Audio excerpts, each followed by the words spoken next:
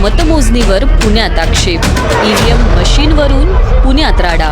राष्ट्रवादी काँग्रेस पक्षाच्या रुपाली पाटील यांचं मतमोजणी केंद्रावरील जाळीवर चढून आंदोलन, ईव्हीएम मशीन बदलल्याचा आरोप करत विरोधकांचा मतमोजणीवर बहिष्कार।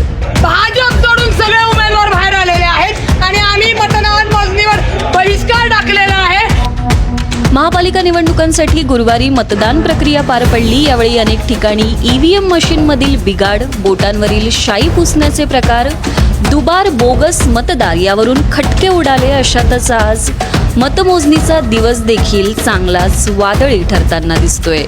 प्रभाग क्रमांक 25 मध्ये राष्ट्रवादी काँग्रेसच्या उमेदवार रुपाली पाटील तसेच मनसे नेते गणेश भोकरे यांनी मतमोजणीवर जोरदार आक्षेप नोंदवलाय।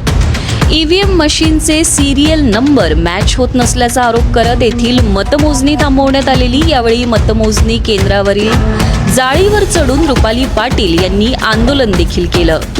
भाजप वगळून इतर सर्व पक्षाच्या उमेदवारांनी मतमोजणीवर बहिष्कार टाकत हा लोकशाहीचा गळा घोटण्याचा